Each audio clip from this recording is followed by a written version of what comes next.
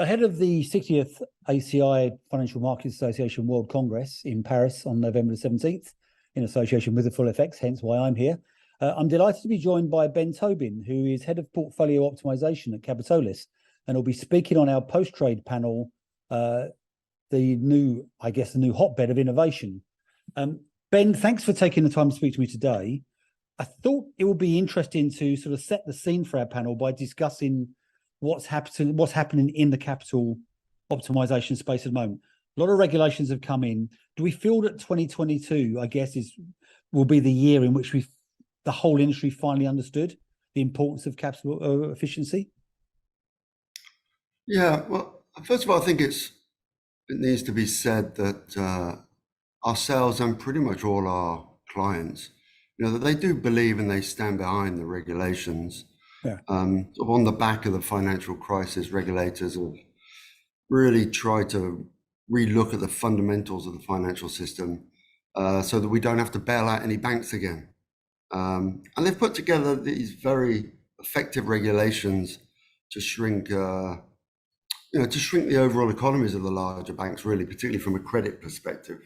And they've done that through reducing leverage and trying to get more stuff done off the balance sheet, reducing that sort of activity, to create a safer financial system. But in the last few years, especially this year, I think the impact has really finally been felt and understood.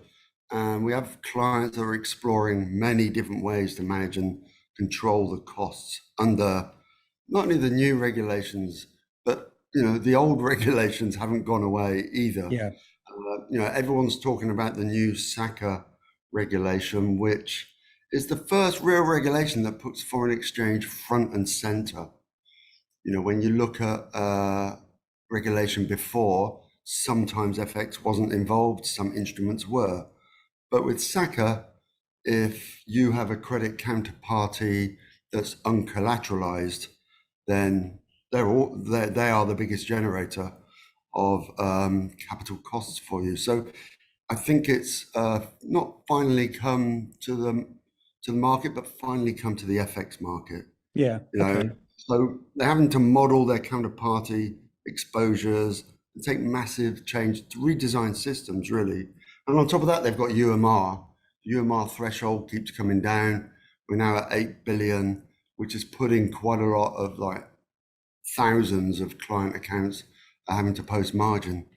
So I think it's fair to say that the regulation has finally hit home in the FX market, Colin. And how challenging has the environment become for major players in the FX market then? I mean, I guess we can't put a degree of scale on it, but has it become a much more challenging environment over the past 2-3 years? Yeah, I would say over the last 6 months to a year, even, it's certainly become a part of the overall focus of the risk of the resource management of every bank. Banks tell us, that they never really considered FX. It was just something that was happening alongside. But now it's, as I said, it's front and center, and they really have to redesign their thinking and their whole processes to include it in all their previous optimization runs, as well as their, the new optimization that they need to do for SACA. Yeah. So, it's putting a strain on the amount of capacity, particularly in some businesses. It's put a strain on resources. Banks aren't really hiring people, quite the opposite, unfortunately, at times. And resources to get anything done, it's a question of priorities.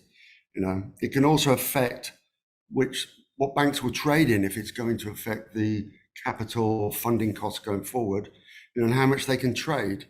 And so I would say that it's really started to affect banks' line of business and what are the products they're going to be offering, because they're aware and know that they have to manage those capital costs and those funding costs a lot more closely than they've ever had to before. So the theme of our panel is innovation. So at a higher level, then, it sounds to me like it's a very dynamic and evolving environment. What is Capitolis doing to sort of help alleviate some of these challenges? Well, we aim to help the banks become more efficient in their use of capital. I mean, we automate and deliver on balance sheet efficiencies across many different workflows. So when people talk about optimization, they often talk about just dealer to dealer, the interbank market. But in FX, with a lot of the UMR and a lot of the SACA costs are coming from the interbank, Yeah. from the dealer to client. So there's hedge funds, there's real money, there's corporate, there's agency trades. And so we're looking to optimize the capital for all FX flows using whatever methods are available to us. So, we've gained strong momentum in our SACA run, sort of doubling the number of banks, and we kind of expect to double that within the next 6 months as well. But we have a regular, frequent cadence of compression runs. But in there, we will optimize for whatever a bank wishes to optimize for. So if you want to optimize for SACA, if you want to optimize for persistent SACA, so much longer dated, you want to optimize for gross, you want to optimize for net, you want to optimize for whatever capital constraint you're under, we're looking to put it all in one. So we have a multilateral, multi-metric focus. And we're also, a lot of the reasons why banks don't involve themselves and don't go ahead is the resource and the time overhead. And so we've really focused on reducing the amount of resource required to bring these efficiencies to bear. And we very recently looked to do a 1-day optimization. Most optimizations are 2-3 days, but purely for SACA, we're getting all the data in, we're ensuring that it's clean, we're publishing results, and then we're booking the trades all on the first day. And I think that's the way the market's going towards. I think it happens a lot with IM as well. So we're delivering on all these different funding and capital costs, but we're also really focused on trying to reduce the amount of resources the clients have. And you talk about innovation. We are an innovative company, and as a result, banks come to us with their problems and see if we can sort them. We can't sort them all, unfortunately, but the most recent one, which I think a lot of people know about, was the Russian ruble settlement, where we continue to this day to optimize. Our first run actually was a significant charitable contribution to the humanitarian effort in the Ukraine, and was broadly and hugely supported by many banks. But there's still an issue around getting ruble off the books, and then we'll get requests around other sort of non-CLS currencies. Yeah. But whenever there's an issue that the banks have, they do call us, and we tend to look to solve it either on a bilateral basis, on a multilateral basis. We have a good network, so we'll call others in, and that there is actually a lot of willingness with banks to help other banks, which may surprise those that look at the culture as a bit more ruthless.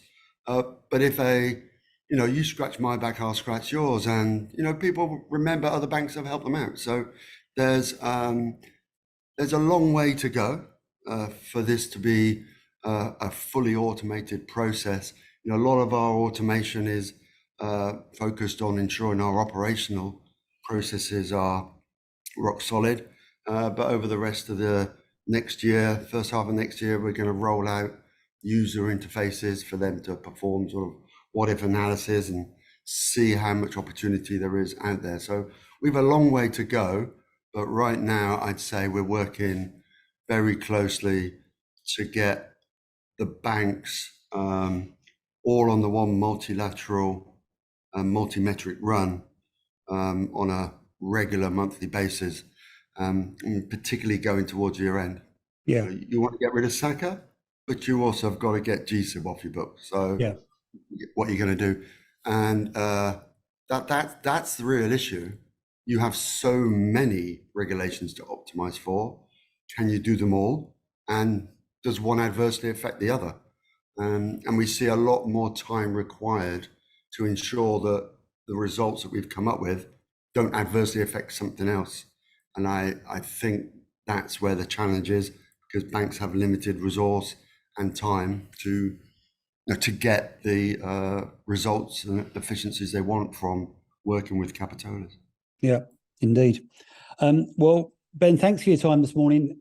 Ben is on You're welcome, Colin. Our panel 3, post-trade, the new innovation hotbed. It's at 12:45 Paris time.